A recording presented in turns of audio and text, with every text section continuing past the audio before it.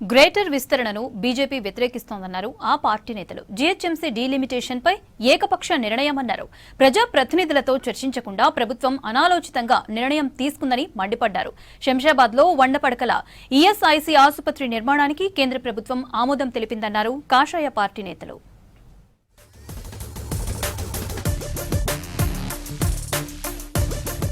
Greater విస్తరణను BJP పూర్తిగా వ్యతిరేకిస్తోందన్నారు రాష్ట్ర బీజేపీ చీఫ్ రామచంద్రరావు. జీహెచ్ఎంసీలో విలీనమయ్యే ప్రాంతాల జిల్లా అధ్యక్షులు, ముఖ్య నేతలతో రాష్ట్ర పార్టీ కార్యాలయంలో సమావేశం నిర్వహించారు. మున్సిపాలిటీల విలీనం, డివిజన్ల పెంపుపై జిల్లాల అధ్యక్షులు, ఇతర ముఖ్య నేతలతో చర్చించారు. పలు ప్రాంతాల్లో మౌలిక సదుపాయాలు లేవని విమర్శించారు. స్థానిక సమస్యల పరిష్కారానికి పోరాటం చేయాలని పార్టీ శ్రేణులు పిలుపునిచ్చారు. పార్టీ కోసం కష్టపడి పనిచేసే నాయకులకు గుర్తింపు ఉంటుందన్నారు బీజేపీ చీఫ్. మల్కాజ్గిరి ఇంతకుముందు మున్సిపాలిటీ ఉండేది, తర్వాత జిహెచ్ఎంసీలో బంద్ అయ్యింది. జిహెచ్ఎంసీలో బంద్ అయితే వాళ్ళ ట్యాక్స్ స్ట్రక్చర్ జూబ్లీస్ కన్నా ఎక్కువ, వాళ్ళు జూబ్లీస్ కన్నా ఎక్కువ. కాబట్టి అది చాలా ఇంపార్టెంట్ మనం ఆలోచించాల్సిన అవసరం.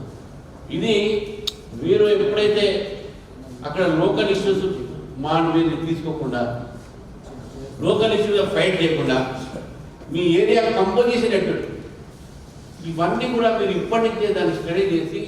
ప్రధాని మోదీతో జరిగిన విషయాలు లీక్ కావడంపై కేంద్ర మంత్రి కిషన్ రెడ్డి ఫైర్ అయ్యారు. మీటింగ్ విషయాల్ని లీక్ చేసినోడు మెంటలోడని మండిపడ్డారు.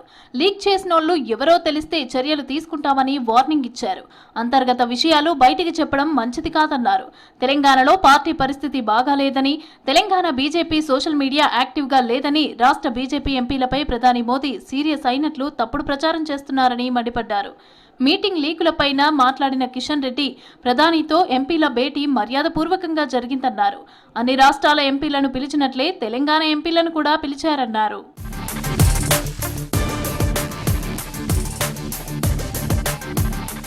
రంగారెడ్డి జిల్లా శంషాబాద్లో 100 పడకల ఈఎస్ఐసి ఆసుపత్రి నిర్మాణానికి కేంద్ర ప్రభుత్వం ఆమోదం తెలిపిందన్నారు కేంద్ర మంత్రి కిషన్ రెడ్డి.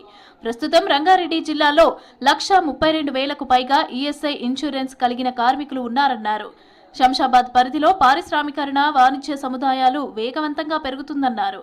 దీంతో రానున్న రోజుల్లో వేల సంఖ్యలో కార్మికులు పెరిగే అవకాశం ఉందన్నారు. కార్మికుల సంక్షేమం కోసం కేంద్ర ప్రభుత్వం విలువైన వైద్య సేవలను అందించనుందని తెలిపారు కిషన్ రెడ్డి.